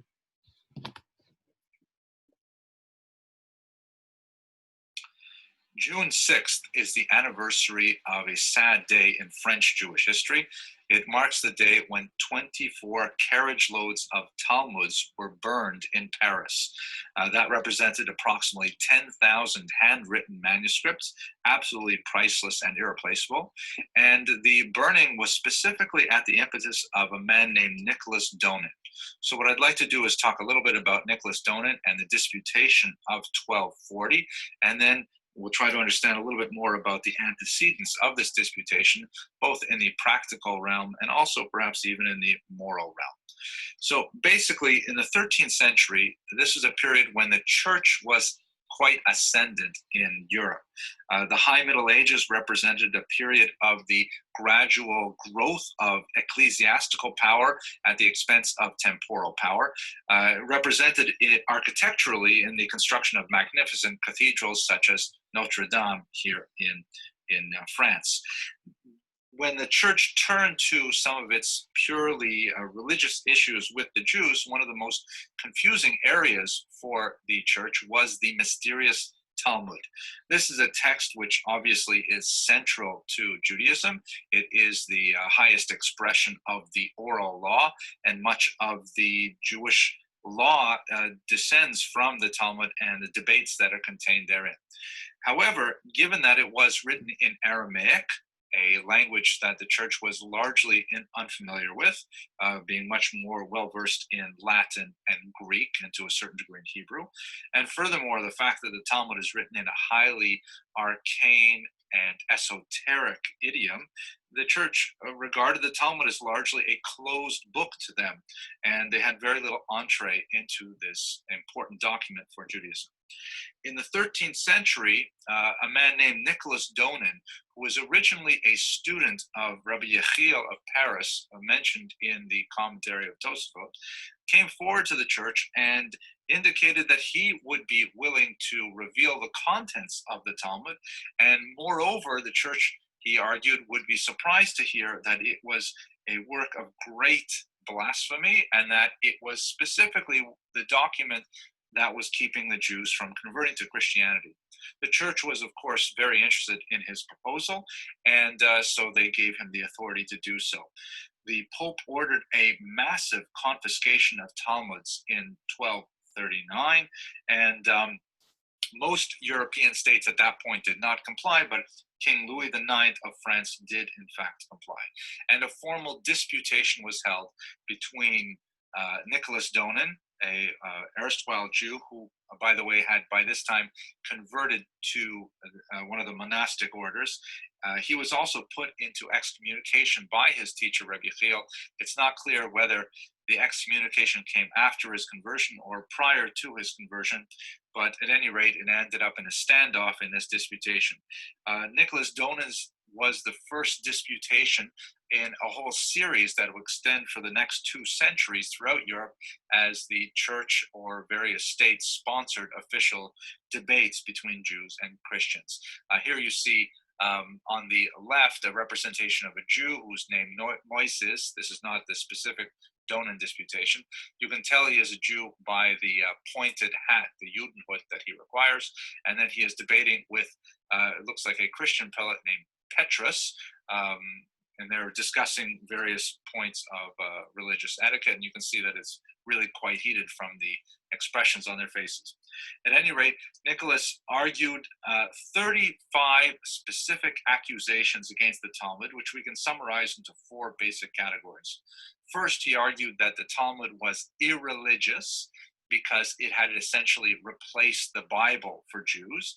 He argued that Jews spent more time and attention on the Talmud and ignored the text of the Bible. Secondly, it was idolatrous, primarily because it has many anthropomorphic representations of God. And the Jewish commentators deal with this at quite a bit of length. The idea of the hand of God, the God waking in the middle of the night and screaming for the pain of the Jewish people, and so on. He argued that it was obscene because the Talmud, of course, does discuss a wide range of elements of the human condition, including issues of sexuality, and issues of violence, and so on, are all discussed within the Talmud. It even discusses, for example, the order in which you should put your shoes on in the morning, so it certainly discusses these other elements of the human condition. And finally, he argued that the Talmud was blasphemous because it contained many anti-Christian elements. Now, it is certain that there were several passages, not a large number, but there were a certain number of passages that referred to Jesus and the institution of the church in general. And some of them were rather intemperate. That must be placed within the context of a massive document that has so many thousands of passages that, and while Jews are thinking that only Jews are reading it, some of these intemperate passages were in fact included in the text. There's a lot more to say about this, but in this short video we will go on. At any rate, as could be expected, the debate went south for the Jews, and the Talmudic volumes that were collected were in fact burned publicly in Paris on June 6th of 1242. A tremendous bibliographic loss to the Jewish people as a whole. Now, that in itself is a fascinating and sad story, but I think it's very important to note an ironic antecedent to this incident, which is that 10 years before, Jews had denounced the work of Maimonides, shown here, to the Dominican order of monks. And in fact, the Dominicans had taken the Jewish charges against Maimonides quite seriously.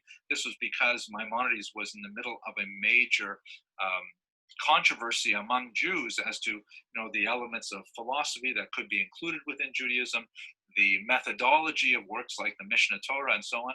And so Maimonides' works were burned exactly 10 years prior to the burning of the Talmud, and as some sources would have it, in exactly the same spot. So one might be tempted to look at the historical tradition here and say that when Jews choose to burn their own books, the repercussions will be quite negative. Nicholas Donin, in the end, was unable to achieve much satisfaction even within the monastic order that he had joined. He was later accused of heresy himself for his excessively rationalist ideology. Many of his fellow co-religionists felt that he was inappropriately critical of Christianity. According to some sources, he was actually put to death by the church. There's not a lot of evidence to support that, but it seems to be clear that he was persona non grata even after the disputation of 1240. I'd like to show you just one more video. We're kind of reaching the end of this presentation. Show you one more video here. That's it.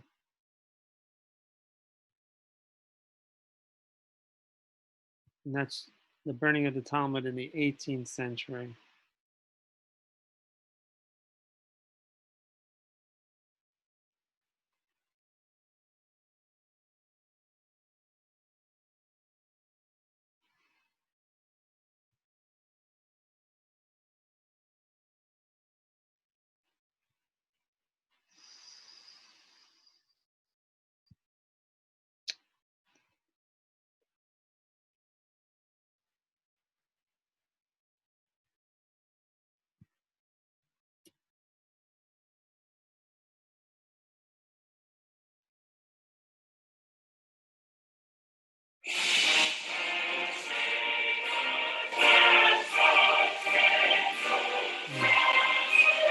Sorry, I have to watch.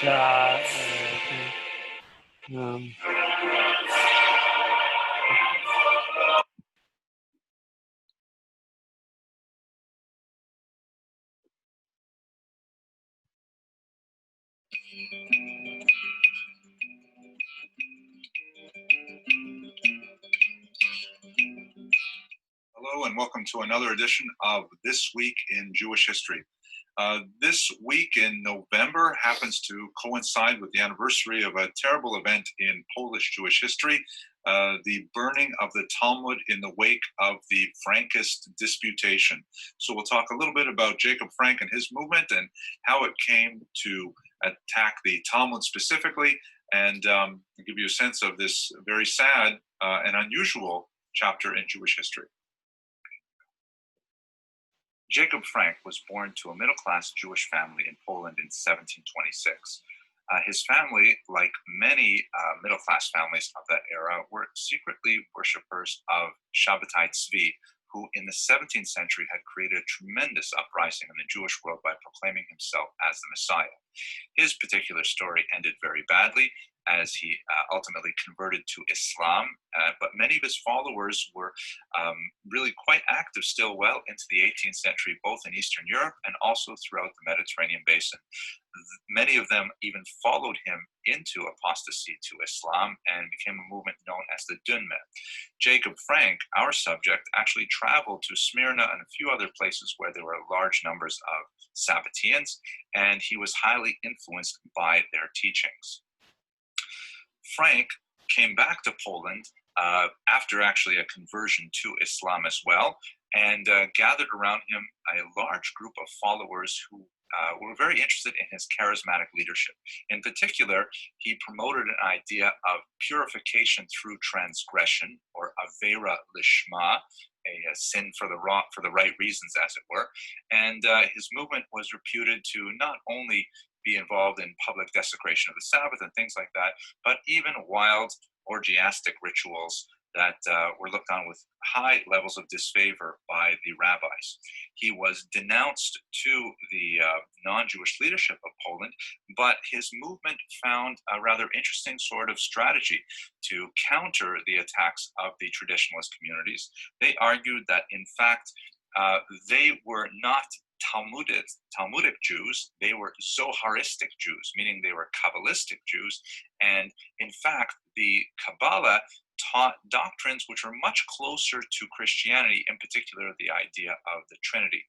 As a result, the church actually took Frank and his followers under their protection. In particular, a Bishop Dembowski of Poland argued that, in fact, the Frankists and their opponents should have a major disputation over the Talmud.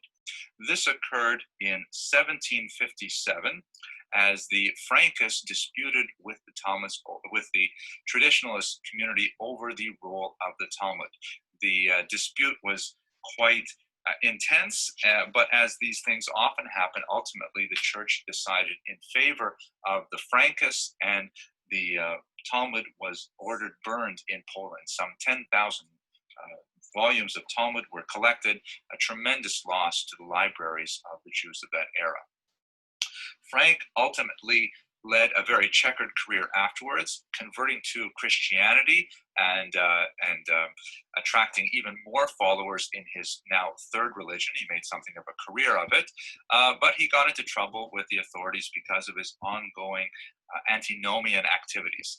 Ultimately, he was imprisoned for a while. He carried himself as a noble, but when he died, he had a very large retinue, as you see in this contemporary depiction of his deathbed.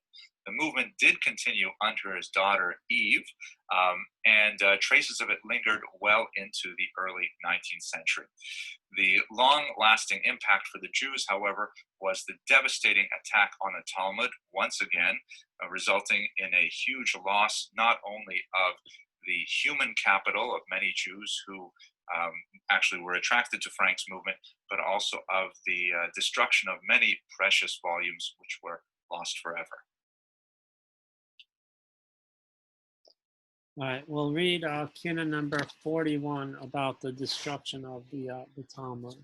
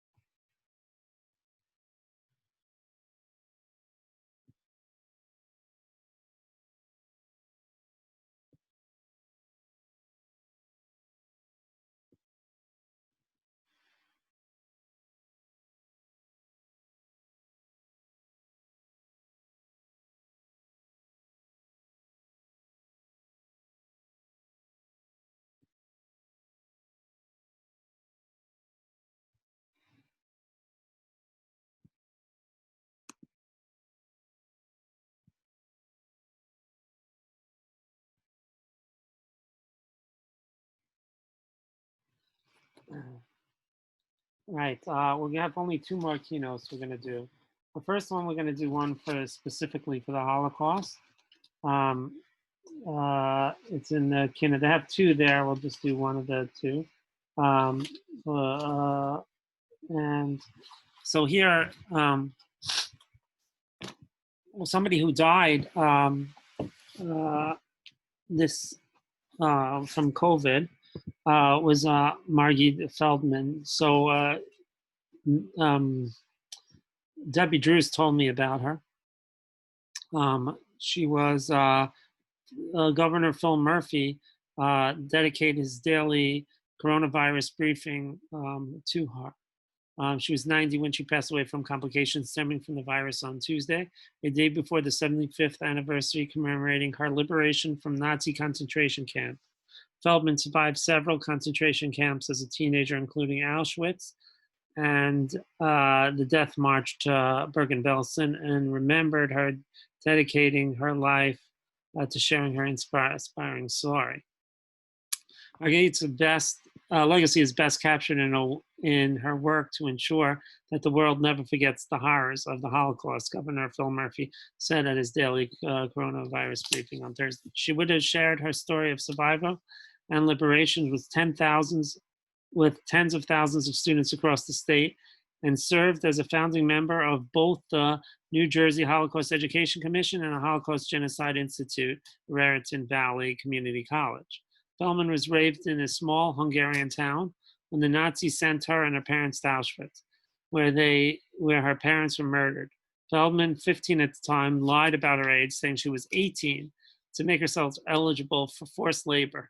She was living in Sweden when she discovered an aunt and uncle in the United States and relocated to New Jersey in 1947. Her husband, Harvey, is currently hospitalized in Morristown Medical Center with COVID-19, while her son, Joseph, is fighting the virus on the front lines in East Orange as a doctor.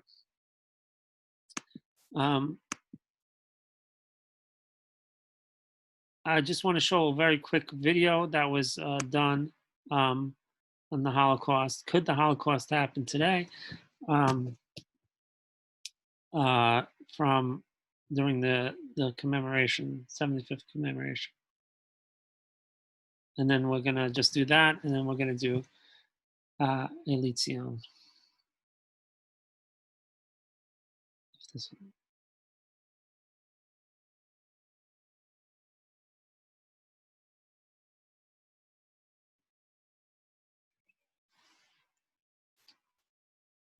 That was tattooed on the inside of my left forearm. And I received other numbers in Mauthausen and Cousin 1, Cousin 2. The number from Auschwitz, I've had it for 77 years and it's still legible. It is legible, and it is a living witness to unforgettable tragic events I remember. In Auschwitz-Birkenau, I remember naked women driven in trucks from the barracks to a gas chamber. I can hear them screaming. I can hear it in my subconscious when I remember those events. The worst thing that I went through at the very beginning, what was the most hurtful for me, was the loss of her, because the her gave me a sense of belonging to womanhood, and they were smooth. This her was my own. And this criminal hand touched my hair. This crown of mine was taken away from me. And I was turned into this pitiful, sad creature. My hand touched a naked skull. And I could see the contour of my face. I couldn't recognize myself. Is it really me? Where is my crown? People who learned that I had been an inmate of Auschwitz would ask me, how do you think? It must have been only in Germany, or do you think it could happen somewhere else? And then I told them, it can also happen in your country, in this land, when the civil rights are broken, when people do not obey the laws of minorities, when you do away with the rights of minorities. Auschwitz did not fall suddenly from the skies. It was pittering, pattering in all those tiny steps. It was approaching until what happened here behind me did happen.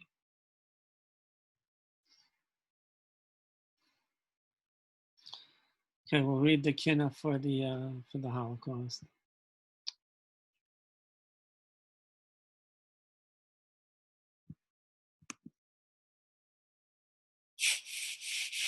The soap you shower.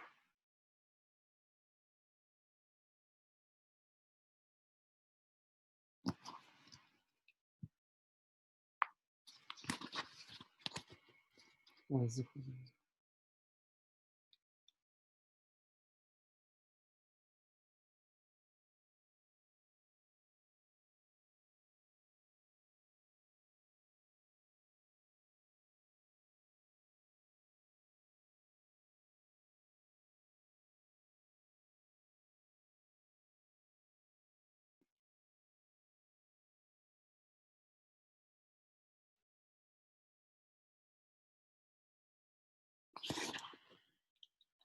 see.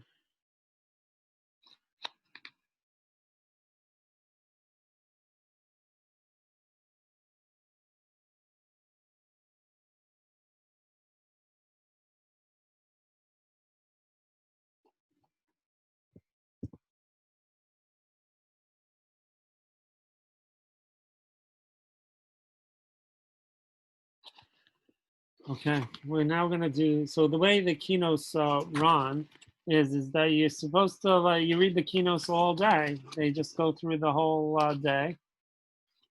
And then at the end of the day, you finish with the keynotes. That's pretty much the keynotes and how they are. And so the day is split up into two parts. The first day is like just why, just trying to take in the destruction.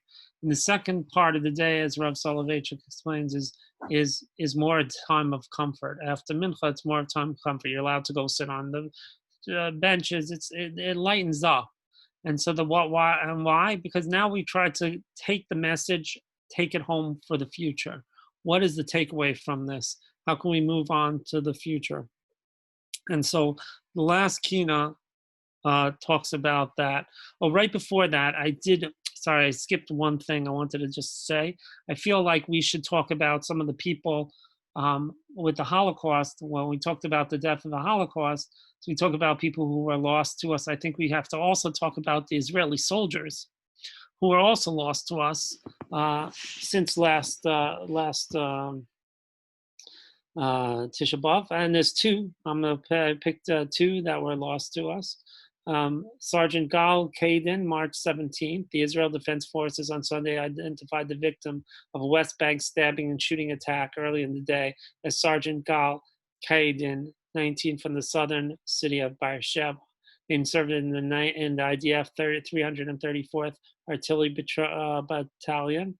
Photos of him, 19, hiking with a smile and sunglasses or playing on his mandolin in high school circulated in social media in the aftermath of his death on Sunday's terror attacks outside of Ariel. Bachever Mayor Ruvik Dananovich mourned the lost member of his city, who he described in his Facebook page as a gifted science and technology student as well as musician. And we also, another person that we lost was Devere Sorek.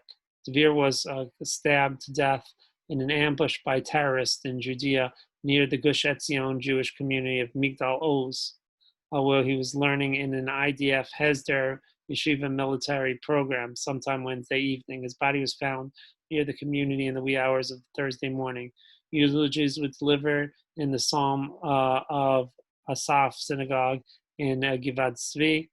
And from there, the funeral procession moved to the civilian cemetery. Yoav Sarek, the soldier's father, spoke of his murdered son, saying, in a few days we have celebrated your 19th birthday. At your circumcision, I talked about thanking you. This time I will thank God. We received a gift for 19 years, which shed light on the goodness of our family and others outside, without pretense and without cynicism, said Sarek's father, and eulogizing his son. For this gift I said, and I said again, the Lord gave, the Lord took, may the Lord be blessed.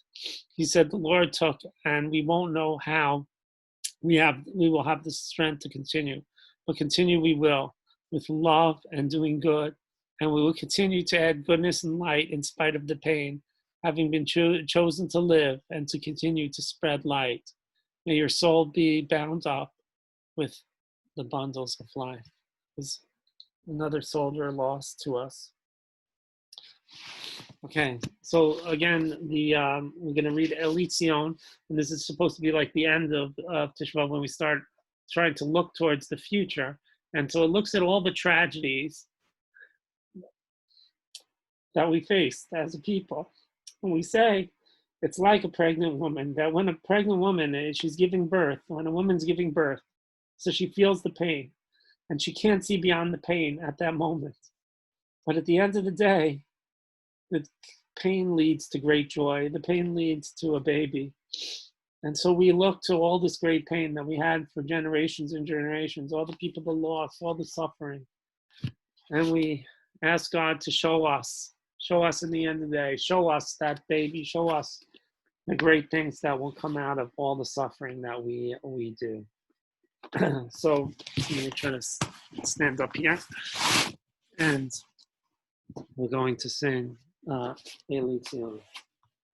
It's also a song. Elitzion ve'areha, k'mo isha b'tzireha, v'kibusula tagura sakal bal nureha, le'armon asher nutash ve'ashmatzon adreha, ve'al bi'asmech efreha, b'toch mikdash chadareha, Elitzion ve'areha, k'mo isha b'tzireha, v'chitzulas Kivizulas Fagura Sakal Bal Nureha Le Galus Mishar Seya Miname Shiza Meareha El Damam Asher Shupakimo Meme Yaoreha Elitzion Veareha Kimo Ishavitzireha Vichivizulas Fagura Sakal Bal Nureha Lechayom Mecholeha Asher Damam Beareha Ve'al Va'ad Asher Shamim Vito Sanhedrea Elitzion Ve'areha K'mo Isha B'tzireha V'chivizulas Chagura Sak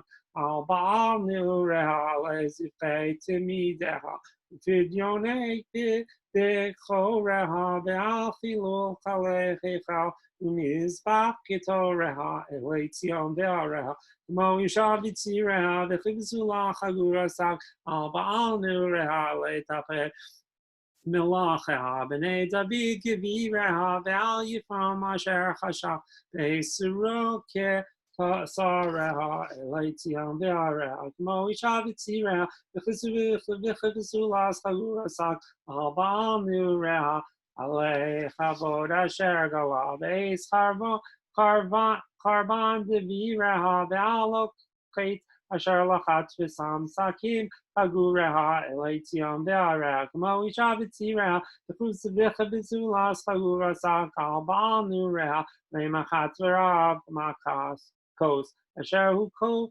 V'zireha Ve'al Nifot Alei Sela Ola Leha V'nureha Elitzion Ve'areha K'mo Isha B'tzireha V'chivizulas Chagura Sakal Ba'al Nureha Le'simchas Oideha Sachaku al shivareha, yalinoi v'nechorim nidea tahoreha, Elitzion ve'areha, k'mo isha v'tzireha, v'chivizulas chagura sakal ba'al nureha, le'pesha asher yipoza, sulul derech ashureha, ve'al tivos kehaleha, shizufeha, shechoreha, Elitzion ve'areha, כמו אישה בציריה, וכבזולה סגורה שחקה, בעל נעוריה, עלי קולוס מחר פחה, בייס רובוי פגריה, ועל רגצס מגד ותها בסוף משכן חצריה, אלי ציון ועריה, כמו אישה בציריה,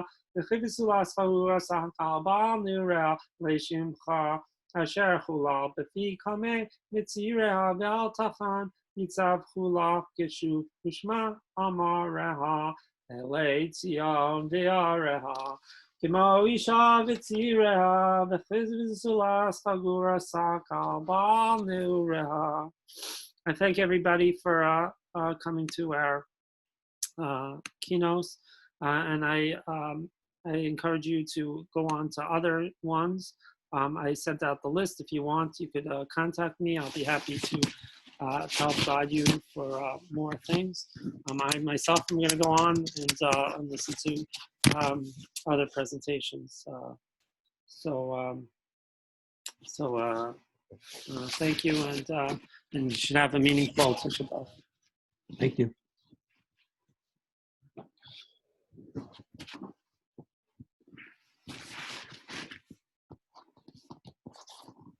Thank you, Rabbi. Thank you.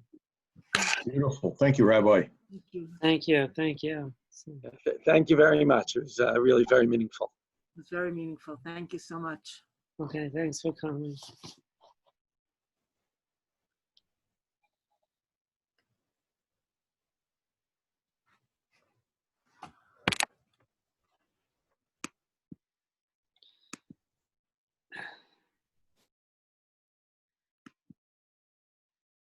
Thank you. Thank you, Rabbi. Thank you. Thank you. Thank you for coming, Howard. Thank you. Thank you. Thank you. Thank you, Rabbi. Thank you. Appreciate it. Thank you. Thanks.